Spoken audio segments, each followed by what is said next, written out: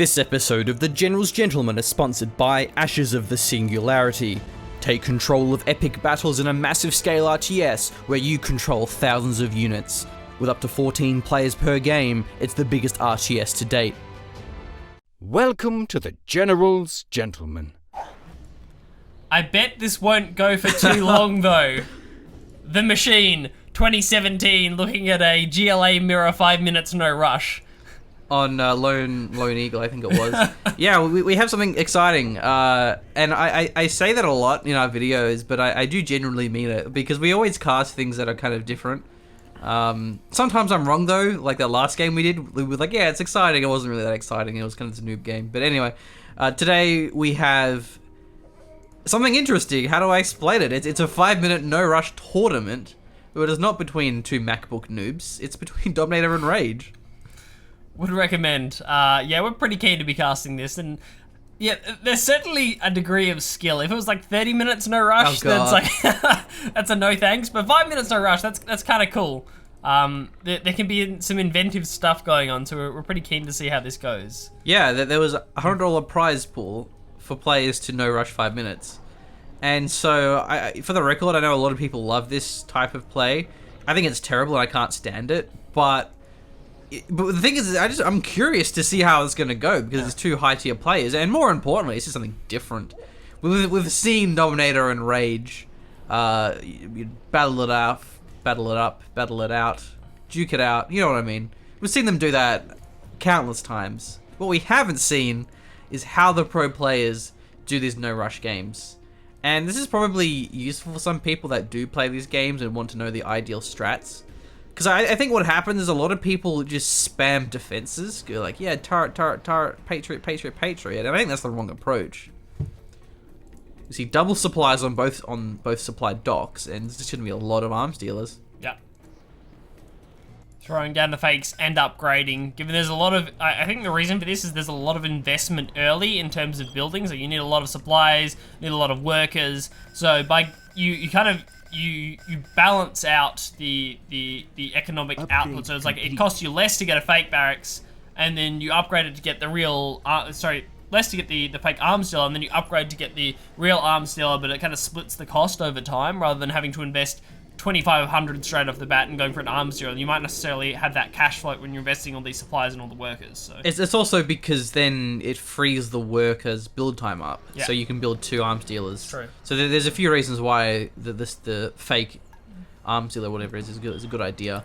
So we do have the middle of the map you can't cross until the 5 minute mark, but we should see some tunnels being placed down. I like how there's a pretty open middle here, so it's going to be hard to bunker this down. There's also, it's just 10k resources, there isn't 50k, which I'm glad for. It still would be interesting to see how they go 50k, but I think there's a lot more skill involved when you don't just have so much cash. For sure. Certainly still adds the economic element to the games, and then having 50k resources and then just lining up would completely remove the economic element. Age of Empires 2 deathmatch. Blake, he says with great salt. So salty. So GG runner-up Hawk, he entered his Age of Empires 2 tournament at RFLAN, and he didn't realize it was deathmatch until there was like 20 knights in his base, and he's like, hang on a minute. Oh, I've just done 2 perfect ball pools into my base. How does this guy have 20 knights in my base? I don't understand how that works. And I was like, oh, we have unlimited resources. Right.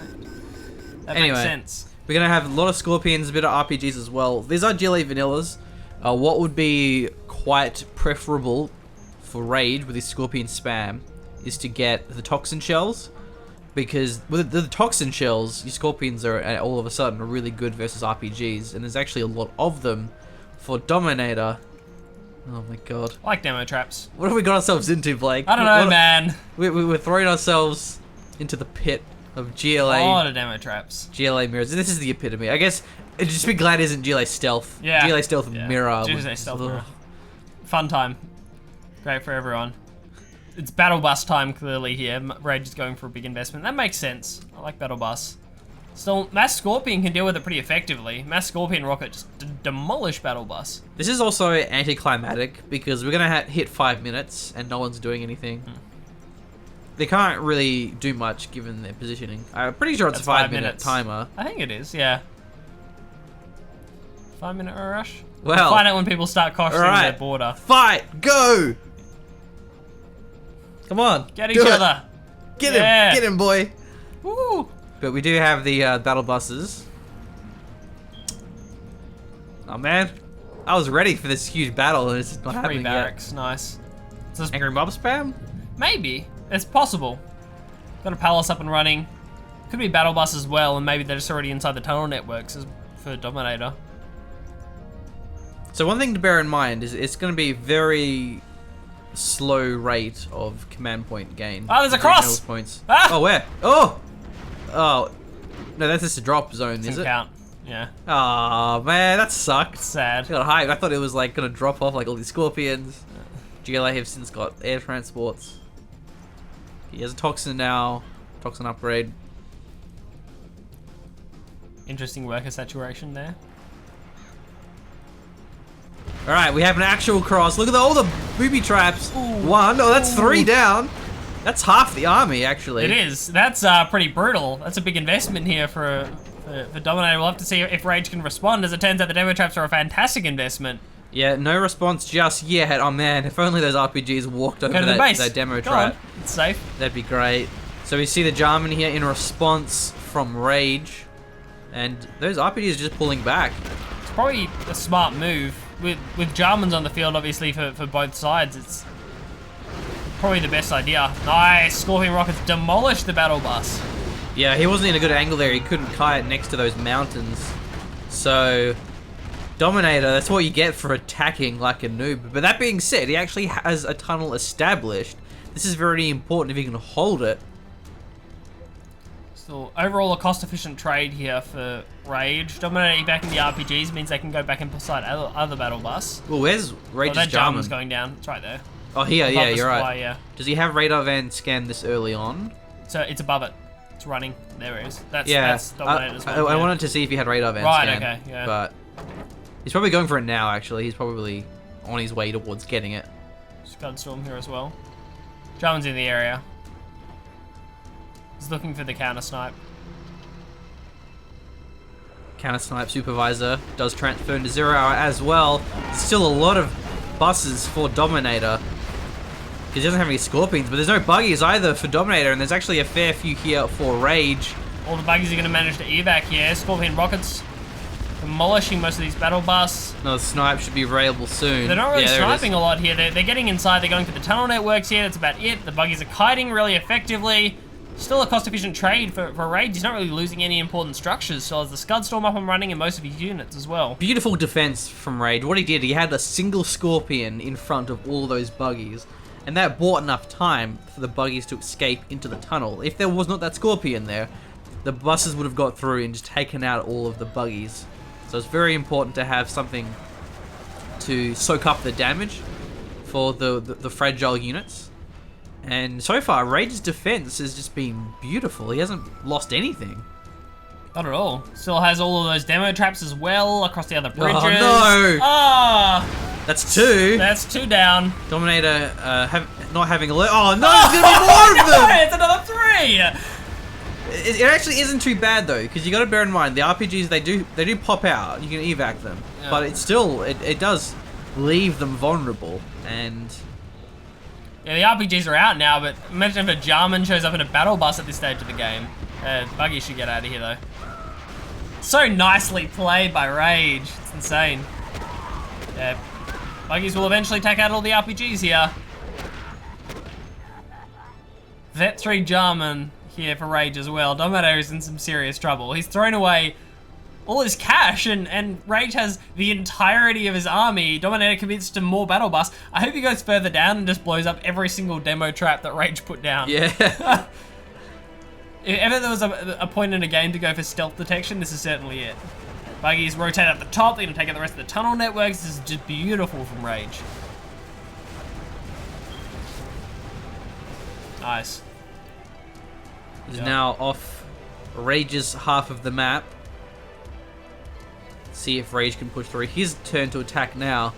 We've seen how bad attacking goes, and he doesn't have stealth detection. But the question is, again, does he have radar van scans? He has it unlocked, so I'd imagine he's going to be scanning. Let's just look at his vision for now and see what he does. See if he does scan kind of the other side of this bridge before he moves the buggies forward. Now, we are GLA vanilla, so saboteurs are an option, but somehow I don't think Rage will let a saboteur sneak through and get the Scud Storm. There are tunnel networks in the area. That tunnel network should cover the whole zone in terms of its stealth detection. Probably worth just throwing down more tunnels though, just to be safe. So here's some more aggression. This is probably the last-ditch effort from Dominator. All the Scorpion's going to be evac here. Thankfully, there are no demo traps in the area. I think, is that what he's trying to do? Oh, wow. No! Oh, no! Oh, jeez. This is just a real life montage. This is a Dominator gets wrecked by demo trap montage. Special edition, limited time only, 2017. Man, it's brutal.